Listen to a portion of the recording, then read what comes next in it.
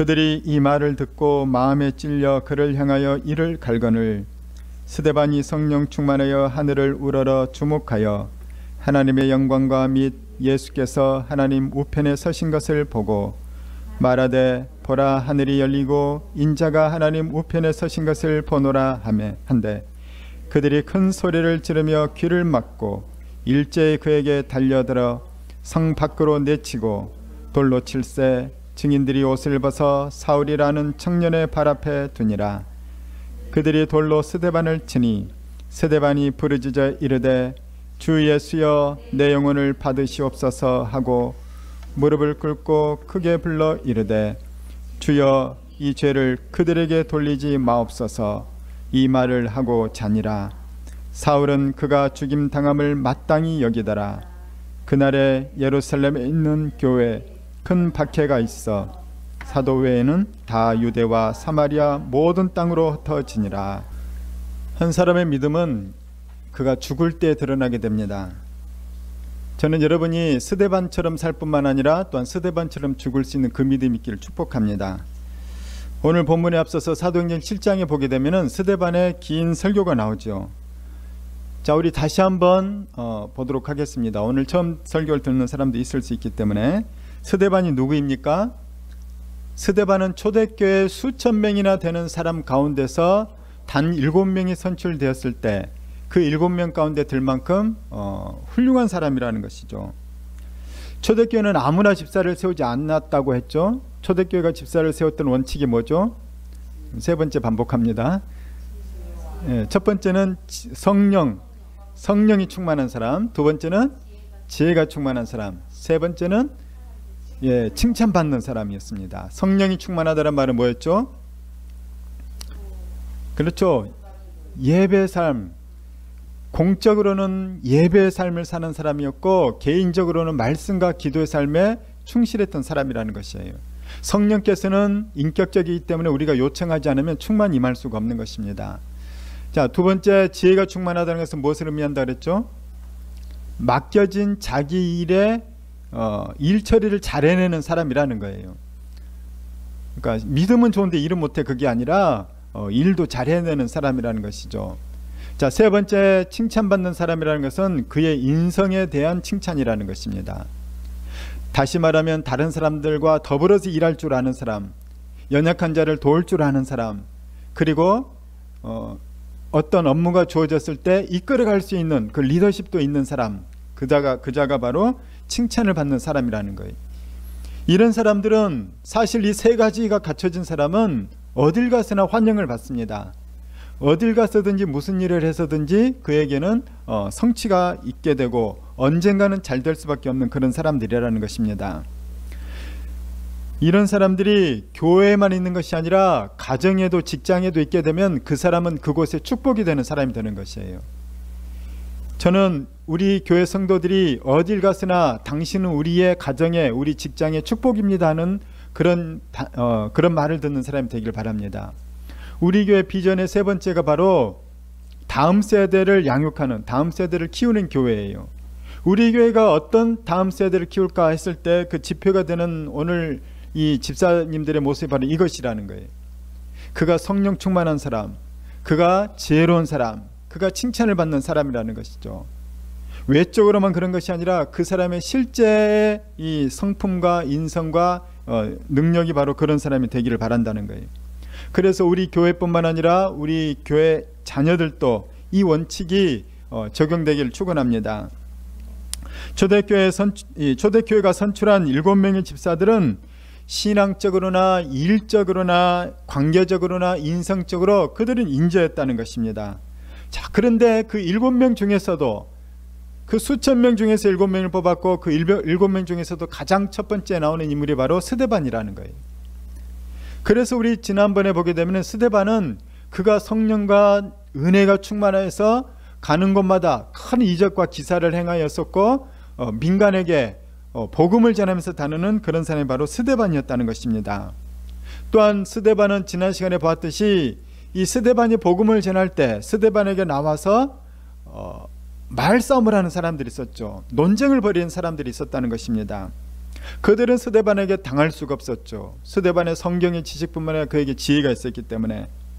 그러나 악한 자들은 자기가 논쟁에서 졌다고 해서 물러나는 것이 아니라 술수를 쓴다고 했죠.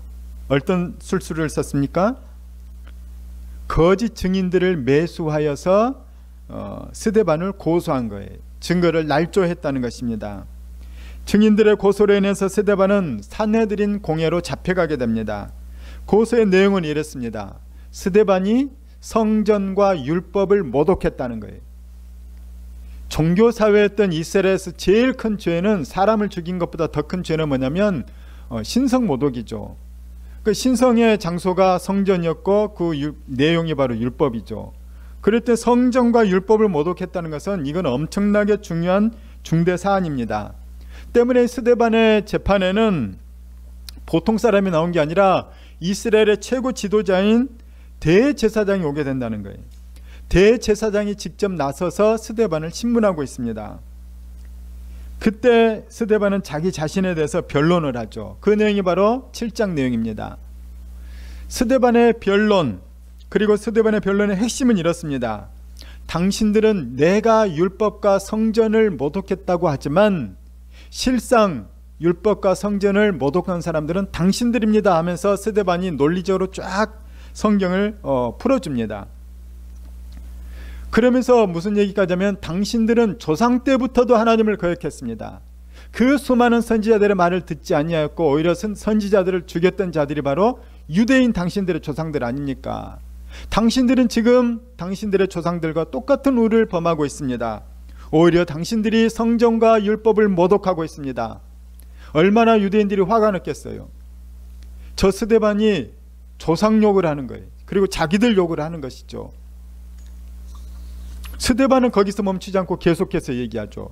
뭐라고 하냐면 당신들의 최고의 큰 죄가 있습니다. 그것은 뭐냐? 성전이 예표하였고 율법이 예언하였던 하나님의 아들 메시아 예수 그리스도가 이 땅에 왔음에도 불구하고 당신들이 그 예수를, 그 의인을 십자가에 못 박아 죽였지 않느냐. 당신들은 살인자다. 이 말을 들은 유대인들의 반응이 어떻습니까? 그들은 노발대발합니다. 여러분, 사람들은, 일반 보통 사람들은 나의 죄에 대해서 지적했을 때 그것을 순순히 받아들이지 않습니다. 그런데 신앙이 위대한 사람들은 내 죄를 지적했을 때 그것을 겸손하게 무릎 꿇고 받아들이는 자죠. 대표적인 인물이 다윗인 거예요. 다윗은 살인죄와 간음죄까지 저질렀음에도 불구하고 그가 하나님께 다시 죄사함 받았던 이유는 겸손하게 자기 죄를 인정했기 때문입니다. 바로 그것이 마음밭이 좋은 거예요. 이 땅에 사는 우리는 죄를 지으면 안 되고 그 죄 때문에 괴로움을 당합니다. 죄를 지으면 안 돼요. 그러나 죄를 지을 수밖에 없는 연약한 존재인 것이에요. 그랬을 때 더 중요한 것은 뭐냐면 죄를 지은 이후라도 겸손하고 좋은 마음으로 내 죄에 대해서 무릎을 꿇는 것입니다. 내 죄를 인정하고 고치려고 애를 쓰는 거예요. 죄를 인정하고 고치려고 애를 쓰는 것을 신앙적으로 뭐라고 얘기합니까? 회개라고 얘기를 하는 거예요. 그렇기 때문에 그리스도인들에게 회개의 기회가 주어지는 것은 축복인 거예요. 회개하려면 죄가 드러나야 되거든요. 죄가 지적돼야 되는 거예요. 그래서 내 죄를 알려주는 나단 선지자는 다윗에게 축복의 사람인 것입니다. 성경은 우리에게 축복인 거예요. 우리의 죄를 드러내거든요. 세상 사람들은 죄가 아니라고 하지만 성경은 죄라고 하는 거예요. 나는 죄가 아니라고 스스로 합리화시켰지만 성령이 오셔서 그거 죄라고 우리에게 자꾸만 우리의 죄를 드러내게 해주신다는 거예요. 그것이 바로 성경과 성령의 축복이라는 것입니다. 우리 교회는 성령과 성령의 순종하는 교회가 되기를 축원합니다. 바로 그것이 나를 살리고 여러분의 가정과 교회와 세상을 살리는 길이기 때문인 것입니다. 그러나 어떤 사람은 내 죄를 알려주었을 때 나에게 회개할 기회를 주셔서 감사합니다. 그런 말을 하기는커녕 나를 자존심 상하게 했다고, 나를 수치스럽게 했다고 하면서 내 죄를 알려준 사람을 죽이려고 하는 사람이 있다는 거예요. 오늘 유대인들이 그랬습니다. 그러나 우리나라 역사에도 그런 사람이 있죠. 조선시대 최악의 폭군 하면 누구일까요? 왕 중에 최악의 폭군은 단연 연산군입니다. 그런 폭군에게도 충신이 있었습니다. 그 충신이 다름 아닌 내시였던 김처선이라는 사람이었어요. 김처선은 그 훌륭한 위대한 왕인 세종대왕부터 연산군까지 7명의 왕을 모셨던 내시예요. 그는 내시 중에 최고의 자리인 상선의 자리까지 올랐습니다. 그런데 영산군이 얼마나 많은 사람을 죽였고 그가 성적으로 난잡했고 또 향락에 취하며 살았습니까? 김처선이 참다 못해서 연산군 앞에 나아가요. 가족들에게 나 오늘 죽는다고 얘기하고 연산군에게 직언을 합니다. 왕이시여, 지금이라도 이런 것을 멈추고 성정을 베풀어 주십시오. 연산군이 화가 나서 김처선을 아주 잔인하게 죽이죠. 만약에 연산군이 그때 김처선의 이 충언에 대해서 그가 겸손하게 받아들였다면 연산군의 이 마지막에 그렇게 비참하게 끝나지 않았을까라는 거예요. 사람이 망하려면 그런 충언이 들리지 않습니다. 그러니 성경도 귀 있는 자는 들을지어다. 귀 있는 자가 축복된 자라고 얘기를 하는 거예요. 저는 여러분의 귀가 열리길 축원합니다. 성령이 말씀하시는 귀를 들을 수 있기를, 열릴 수 있기를 바랍니다. 우리나라 역사를 봐도 또한 중국의 역사를 봐도 이 옆에서 나에게 쓴소리를 해주는 충신의 말을 귀를 기울이는 사람들은 다들 성군이 됩니다. 그러나 충신을 다 유배 보내고 죽이고 나한테 듣기 좋은 소리만 하는 간신들을 가까이 둔 왕들은 대부분 폭군이 된다는 거예요. 만약에 당신 주변에 진심으로 쓴소리를 해주는 사람이 없다면 그것이 오히려 당신에게 불행인 거예요. 여러분의 남편이, 여러분의 부인이 가까이서 쓴소리 해준다면 고맙다고 하시길 바라요. 저도 어려워요. 그러나 나중에 보면 고마운 사람인 거예요. 고마운 말인 거예요. 저는 우리 교회가 서로에게 먼저는 공감도 해주고 위로도 해주고 격려도 많이 해주길 바라요. 평상시는 이것을 많이 해주길 바라요. 그러나 때로는 서로에 대해서 진심 어린 쓴소리도 할 수 있는 그런 공동체가 되길 바랍니다. 이런 일은 아무 곳에서나 일어나지 않아요. 불편하게 왜 쓴소리를 합니까? 매우 성숙한 공동체 내에서만 이것은 가능한 일입니다. 저는 우리 교회 조별 모임이 그런 성숙한 공동체가 되기를 축원합니다. 이것을 위해서는 우리가 서로 약속해야 될 중요한 2가지 전제가 있습니다. 첫 번째 전제는 무엇입니까? 첫 번째 전제는 다른 지체들이 해주는 조언들에 대해서 듣는 사람은 기분 나쁘게 감정적으로 받아들이지 말아야 된다는 거예요. 아니 그 집사님 뭔데 나한테, 아니 그 조장이 뭔데 나한테 그런 말을 해. 그래서는 안 된다는 거예요. 자기 자신에 대해서 엄격해야 되는 거예요. 나 자신에 대해서 철저하고 엄격한 잣대로 나를 보면서 그 조언에 비춰봤더니 나는 그 조언보다 훨씬 나쁜 사람이라는 걸 자기가 볼 수 있어야 된다는 거예요. 그래서 감사함으로 받을 수 있어야 된다는 겁니다. 나는 연산군이고 당신은 김처선입니다.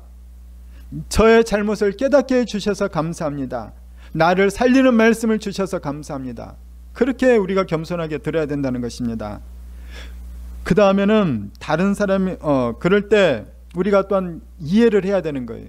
성숙한 사람들은 조언을 하기는 하지만 쉽게 하지 않거든요. 어렵게 꺼낸 말이에요. 상대방도 어렵게 꺼낸 말이기 때문에 내가 감사한 마음으로 받아들이고 나에 대한 성찰의 기회로 삼아서 자기 발전을 이룬다면 말을 해준 사람에게도 유익함이 있고 말을 듣는 사람에게도 유익함이 있다는 거예요. 그럴 때 서로 좋은 공동체를 이루게 된다는 것입니다. 그럴 때 사람은 자기 발전을 이룰 뿐만 아니라 변화가 되는 거예요. 예수 믿고 변화가 되는 건 바로 그런 일 때문이라는 거예요. 예수 믿고 한 번에 확 바뀌는 일들은 거의 없습니다.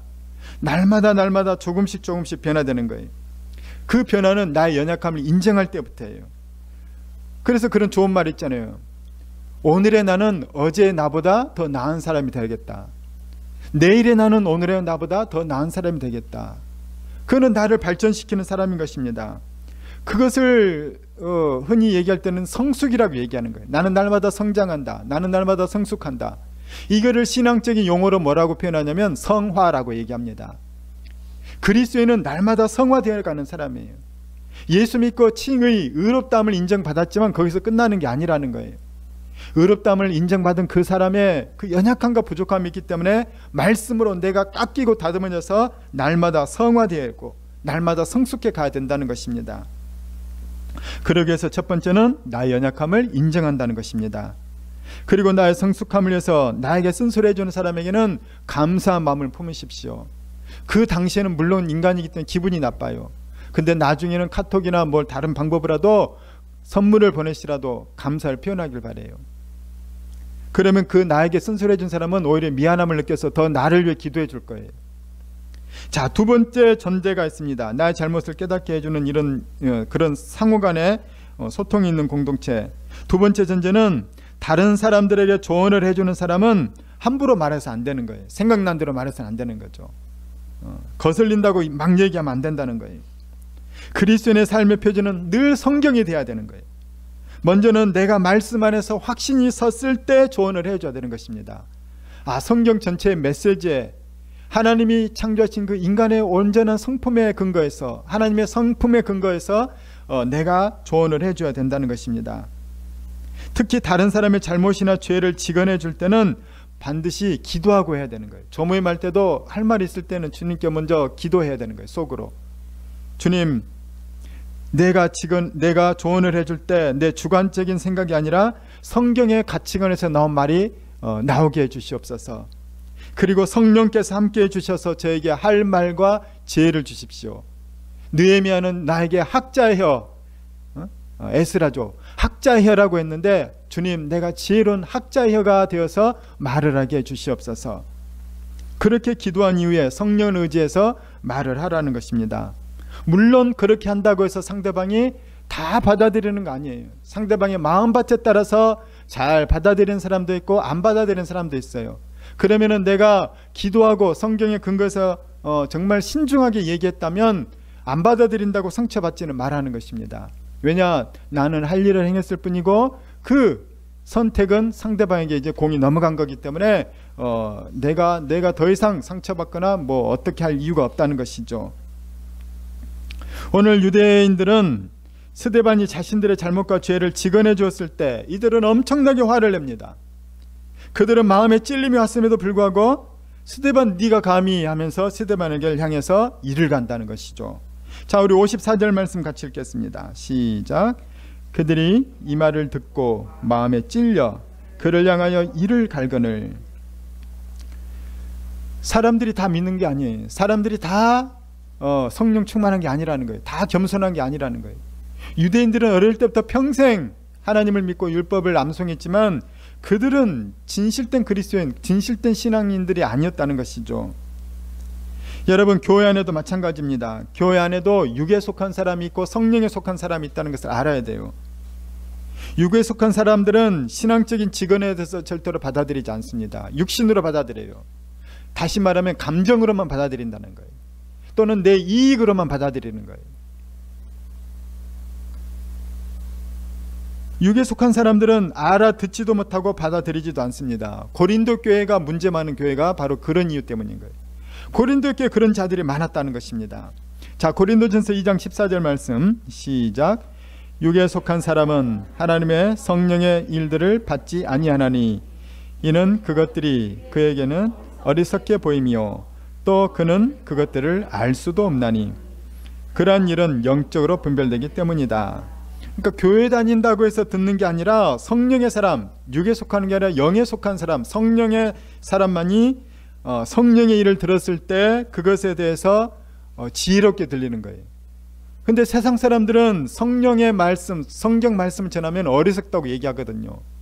아니, 어떻게 성경도래에서 사업이 성공하냐는 거예요. 아니, 어떻게 성령의 음성에 따라서 살 때 우리가 세상살이 제대로 해내는 거죠. 그건 어설프게 살 때는 다 망하는 것이죠. 그러나 확실하게 성경을 따르고 성령을 따르면 그런 사람은 더 이 탁월하게 되는 것이 기독교 역사 가운데 많은 신앙의 위인들 가운데 증명이 됐다는 것입니다. 성령에 속한 사람은 성령 안에서 나에게 해주는 지체들의 직언에 대해서 감사로 받아들이고 회개를 합니다. 그러면서 그 사람은 성화를 이루어 나가는 것이죠. 그가 바로 성령에 속한 사람이에요. 그러나 육에 속한 사람은 성령 안에서 나에게 직언을 해주는 사람에 대해서 원수로 받아들이며 이를 갈며 그는 고치지 않고 여전히 멸망의 길을 걸어간다는 거예요. 오늘 유대인들이 그랬습니다.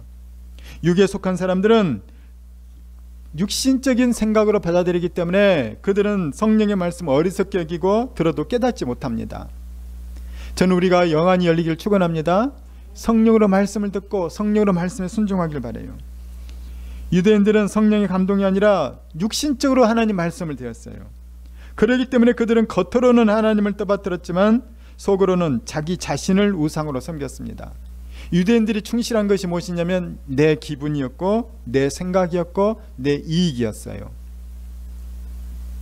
믿음이 없는 그들은 하나님을 믿기보다는 내 눈에 보이는 것들을 더 의지했습니다.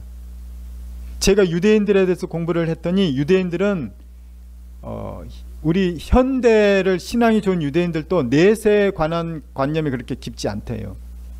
유대인들은 굉장히 현실적인 자들인 거예요. 현실적인 이익에 밝은 자들인 거죠. 그러니까 유대인들에게 배울 점도 있지만 배우지 말아야 될 점도 분명히 있다는 것입니다. 유대인들은 하나님을 믿기보다는 눈에 보이는 것들을 더 의지하는 자들이었어요. 그것들은 요즘까지도 지금까지도 내려온다는 것입니다. 그런 그들의 거짓과 위선과 불신앙과 탐욕을 스데반이 적나라하게 드러냈을 때 그들은 마음에 찔려하면서도 이를 간다는 것입니다. 오늘 스데반의 눈앞에는 스데반을 향해서 이를 갈고 있고 미워하고 있고 죽이려고 눈을 부릅뜬 사람들로 가득했습니다. 그 자리에는 스데반을 향해서 호의적인 사람이 단 한 명도 없었어요. 이렇게 완전히 압도당하는 그 암담한 상황에서 우리는 어떻게 해야 될까요? 그때 스데반이 한 일은 바로 하늘을 바라봤다는 것이에요. 내가 말씀대로 살았음에도 불구하고 온 세상이 나를 미워하고 죽이려 한다면 우리는 그때 절망하거나 두려워할 수 있어요. 그러나 그러지 말라는 거예요. 내가 예수 잘 믿은 결과가 이것뿐인가 하면서 피해의식에 빠질 수도 있어요. 내가 예수 잘 믿었더니 돌아온 것은 사람들의 비난과 조롱밖에 없구나. 그러나 그 절망과 두려움의 순간에 우리는 스데반처럼 하늘을 바라봐야 된다는 것입니다. 그 순간에 세상을 바라보고 나의 처지를 바라보면 우리는 우울함에 빠지게 되고 절망하게 되고 피해의식에 빠지는 것이에요. 그때 우리는 하늘을 바라봐야 됩니다. 아무것도 의지할 것 없는 그때 오로지 주님만 하늘만 바라볼 때 오히려 그때 영안이 열리는 거예요. 아무것도 의지할 것이 없고 바라볼 것이 없습니다. 주님밖에 없습니다. 오로지 주님입니다. 그때 영안이 열린다는 거죠. 우리 55절 말씀입니다. 시작. 스데반이 성령 충만하여 하늘을 우러러 주목하여 하나님의 영광과 및 예수께서 하나님 우편에 서신 것을 보고 그가 셋째 하늘에 계시는 하나님과 예수 그리스도를 보게 되었다는 것입니다. 주님께서는 스데반이 사람들에게 미움당하고 죽임당하는 그 순간, 그 절망스러운 순간에 나타나서 스데반을 격려하고 계시는 거예요. 스데반아, 보이는 것은 잠깐이요 보이지 않는 것이 영원하단다. 세상에서의 삶은 잠깐이요 천국이 영원하단다. 세상의 부귀영화는 다 허상이로되 천국이야말로 실체란다.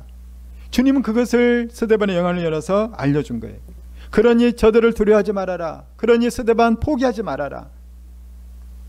스데반은 자기가 본 것을 이야기했어요. 스데반은 간증을 하고 싶었죠. 보세요, 하늘이 열리고 예수님이 하나님 우편에 서신 것을 제가 지금 보고 있습니다.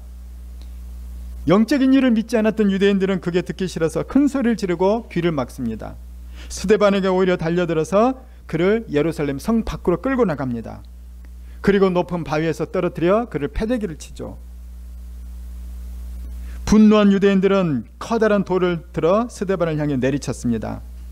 그리스의 운동선수들이 옷을 벗고 운동 경기를 했던 것처럼 유대인들은 전심전력으로 스데반을 향해서 돌을 던지기 위해서 그들은 옷을 벗었어요. 아니 어쩌면 자기 옷에 그 귀한 옷에 피가 튀지 않도록 하기 위해서 옷을 벗었을 수도 있어요. 그때 그 옷을 맡았던 자가 누구냐면 사울이라는 청년이었습니다. 드디어 사울이 등장합니다.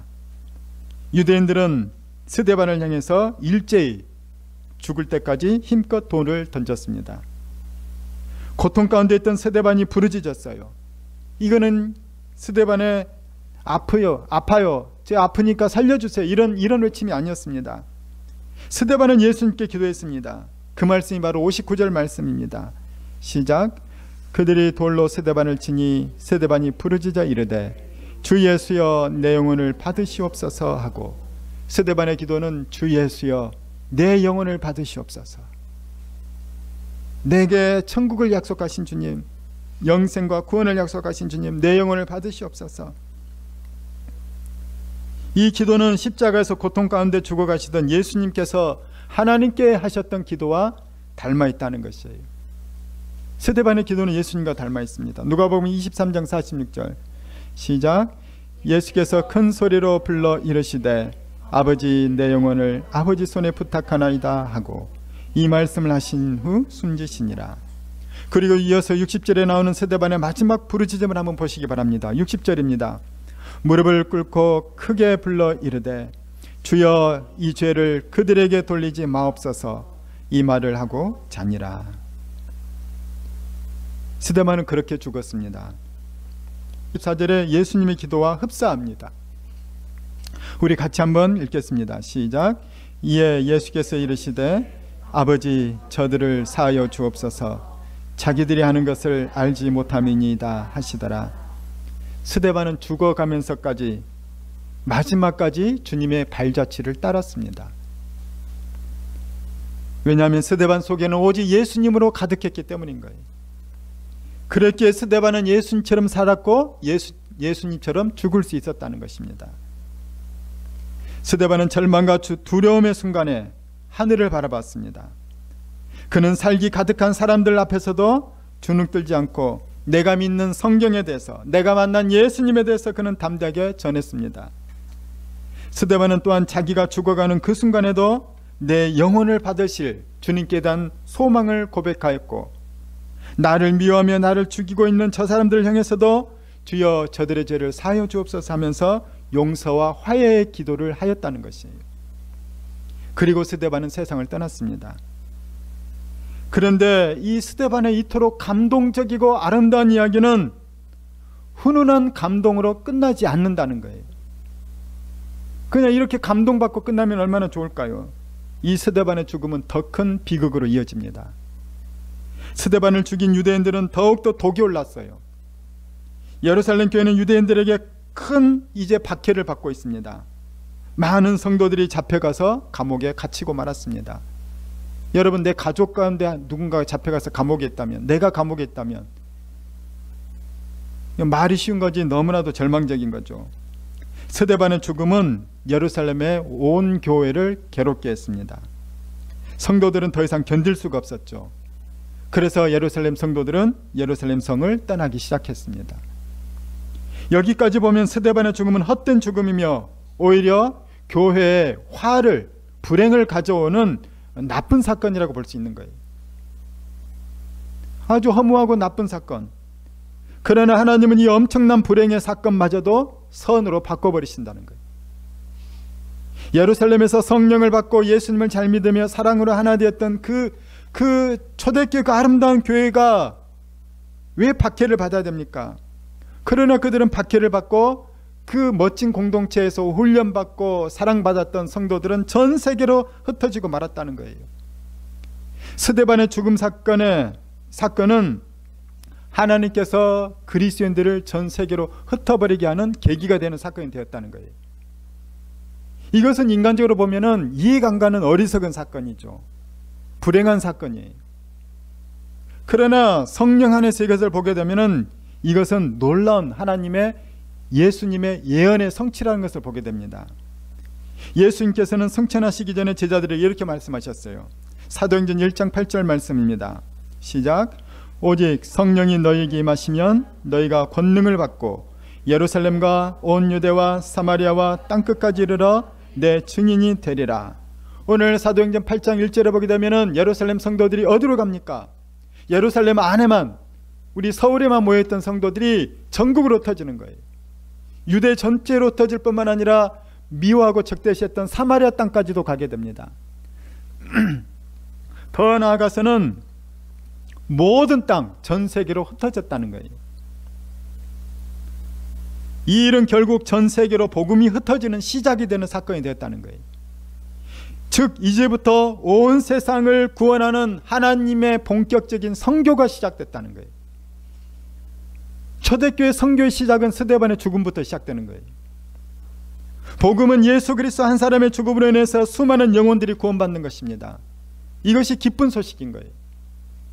그리고 이 복음은 스데반 한 사람의 죽음으로 인해서 전 세계로 뻗어나가게 됐다는 것입니다. 이 스데반의 선교의 시작 덕분에, 초대교회 선교의 시작 덕분에 이 생명의 복음이 대한민국까지 흘러 들어와서 오늘 우리가 예수를 믿고 구원받게 되었다는, 그 복을 받게 되었다는 사실입니다. 여러분, 복음은 핏값인 거예요. 우리가 대가 없이 믿기만 하면 무조건 구원받으니까 우리가 복음이 아무것도 아닌 걸로 오해할 수 있는데, 너무나도 엄청난 거기 때문에 우리가 드릴 게 없는 거예요. 복음은 하나님의 아들의 핏값인 거예요. 복음은 교회의 핏값이고, 복음은 믿음의 선조들의 핏값이라는 거예요. 예수 그리스도의 핏값으로 우리는 죄사함을 받았습니다. 그리고 스데반의 핏값으로 온 세상으로 복음이 흩어지게 되었다는 거예요. 이것이 복음이에요. 우리는 복음을 믿고 복음을 소유한 자들입니다. 그럼 이제 무엇일까요? 그 다음 바톤을 이어받은 사람은 바로 오늘 이 시대를 살아가는 우리라는 거예요. 이제 우리의 순서입니다. 주님은 우리에게도 헌신을 요구하십니다. 스데반처럼 우리도 예수님을 따르라는 거예요. 너희는 넓은 길, 넓은 문을 향하여 가지 말고 좁은 문, 좁은 길을 따라 가라는 거예요. 날마다 자기 십자가를 지고 나를 따르라는 것이죠. 이것이 예수님의 명령이에요. 때문에 우리도 어쩌면 복음 때문에 스데반처럼 죽을 수도 있습니다. 여러분, 말세로 가까울수록 핍박이 가깝다는 걸 아십니까? 우리는 스데반을 보면서 각오해야 돼요. 아, 스데반 아름다운 얘기지, 좋은 일이 있었지, 아니라는 거. 이제 내 일이 될 수도 있고 우리도 그 일을 준비해야 된다는 것입니다. 우리의 믿음을 점검하길 바랍니다. 여러분, 우리 그날에 도망가지 맙시다. 우리 오늘 이렇게 기도하면서 그날을 준비하기 바랍니다. 주님, 저도 스데반처럼 삶과 죽음의 경계에서 사랑하는 주님의 얼굴을 볼 수 있게 하소서. 죽음 이후가 더 큰 소망이 되게 하옵소서. 저도 스데반처럼 죽음의 자리에서 예수님과 같은 기도를 하게 하소서. 저도 예수님처럼 저에게 죄 지은 사람들을 용서하게 하소서. 저도 저의 희생을 통하여 생명들을 구원하게 하옵소서. 한 알의 밀이 땅에 떨어져 죽지 아니하면 한 알 그대로 있고 죽으면 많은 열매를 맺게 됩니다. 우리 모두 예수 그리스도 안에서 내가 죽어져서 하나님 나라를 위한 열매를 많이 맺는 인생들이 되고 우리 교회가 되기를 주의 이름으로 축원합니다.